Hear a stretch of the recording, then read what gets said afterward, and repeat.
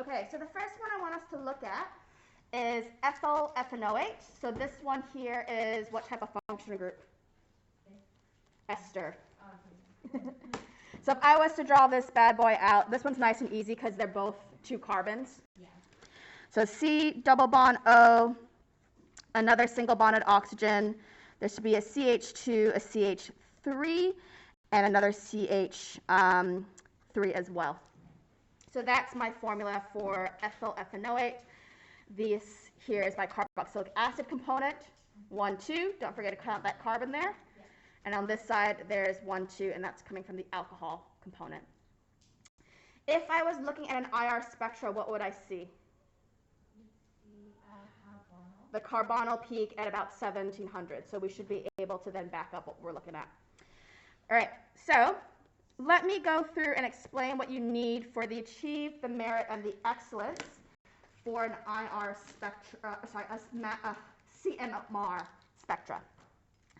The first thing is for achieved, all you need to do is tell me carbon environments. So you're going to see how easy it is to pass this assessment. It is ridiculous.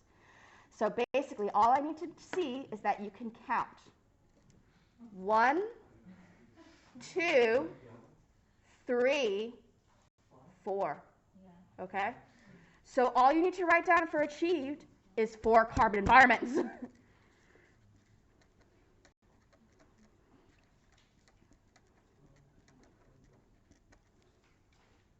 That's it.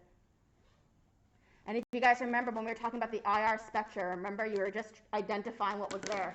The achieved is ridiculous on this assessment. No one should miss out on the credits for this standard.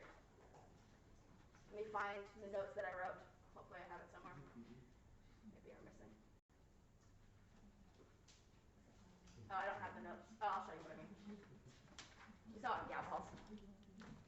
So with the alcohol, you would just circle that you know that's an OH. 2 things done for achieve now. Only thing left would be mass spec. So it's not that bad. All right.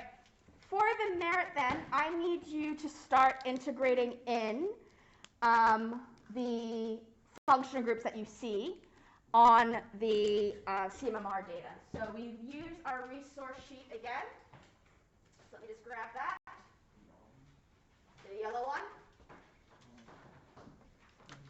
In this case, we are grabbing the data over here because that's the C NMR shift. And I know that I'm dealing with an ester, so I have carbonyls and esters should be between 170 and 185. Now, again, it's not going to be exact. I find this tends to be a little bit more variable. But basically, what I'm going to be looking at is that and identifying it. So this here, when I identify that one, is the carbonyl carbon. The other thing I can identify is this guy over here. So this guy with my ester is going to be the carbon that's attached to that single bonded oxygen. They have it again up here, carbon attached to a single bonded oxygen attached then to the carbonyl, and it's roughly between 60 and 80. So then I know that this one here is that CO, C double bond O. So it's this one is what that peak is telling me. So I'm just verifying what I see. Are we good so far? So that's going up to the merit level, is integrating in that extra information to show me you know function groups. All right. For the excellence then, I want you to tie it back into justifying how it replicates what you see on the IR spectra. So for example, you would state that this confirms what you see on IR. So confirms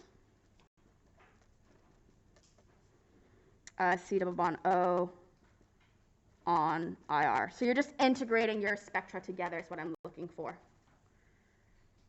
And again, with the mass spec, you'll be able to do that as well. You'll be able to say, for example, on mass spec, that it's an odd number confirming the presence of a nitrogen. So I should see integration of your different spectra together for the excellence. Are we good so far? The other thing you could then integrate in is tell me what isomers it's not, and you can tell me what isomers it's not based off of the number of carbon environments. Yeah. So this here you can use to help eliminate isomers. So basically anything that's symmetrical. I need to see that elimination of isomers if you want to get excellence.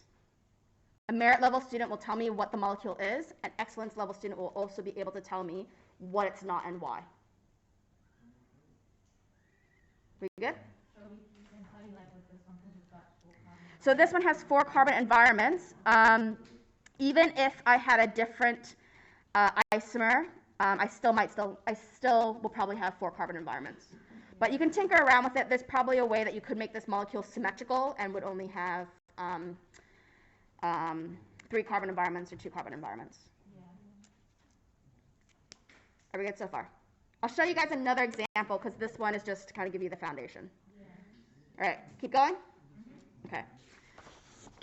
This one is actually going to be a better example of how you can use the C NMR data to distinguish between 2 molecules. So again, achieved, what do I need to do? Count. 1, 2, 3, 4, 5. 5 carbon environments.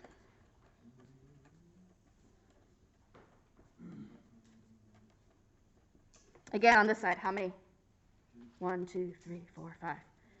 So all I need is for you guys to be able to count. If you need to revise counting, you can watch an episode of Barney. Barney. I'm sure Barney covers numbers. Or Sesame Street. Yeah. Go listen to the count. 1, ha, ha, ha. 2, ha, ha, ha. Yeah. Okay. All right, shall I keep going? He's a vampire. Yeah, the count from Sesame Street, he's a vampire, isn't he? He has the fangs. Oh, he's a count and he counts. I get it.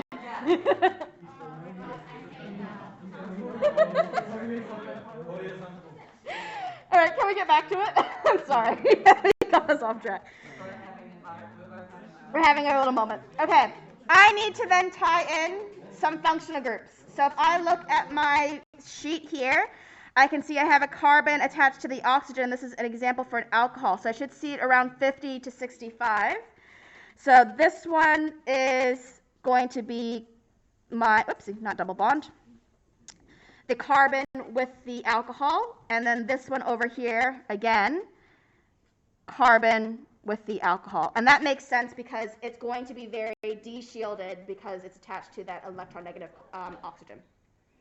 So do you see how both pentan 1-ol and pentan 2-ol are very similar spectra for the C NMR? What's something you notice that's different about them?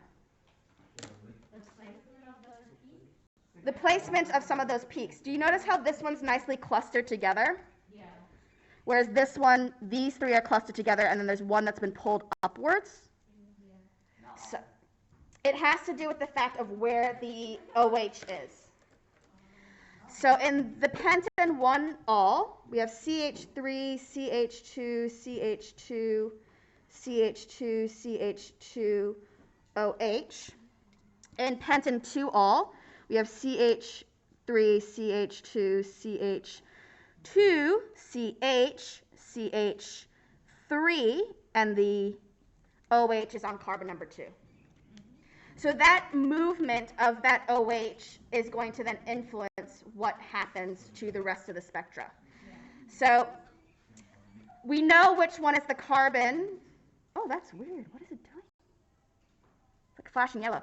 So we know with this one here that that is the carbon attached to the OH, and that's going to be, in this case, that carbon and that carbon.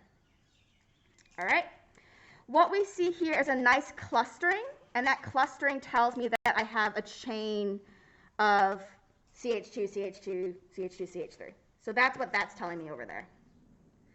In this case, we have one that's been shifted down, and the one that's been shifted down and forming that is this guy over here. I'm just going to write number 2 so we can find it. So remember how I said that carbons that are next to the functional group can be influenced, and in this case, it is influenced. So this here is actually this third carbon, and that's what's pulling it down, whereas the other three are further away from the alcohol, so they're going to be nicely clustered together still. So again, this is what I'm looking for the excellence, is being able to show that you know structurally what to expect. Because if I was trying to pick between these two isomers, both of these isomers would have the same mass. Both of these isomers would have the same IR spectra. Both of these isomers have the same number of carbon environments. So what will make them different and how I'm going to get to that excellence to decide which of these two isomers it is, the first thing and the more obvious thing you're going to do is on the mass spec, look at the fragments and see how the molecule breaks apart. We haven't learned that yet.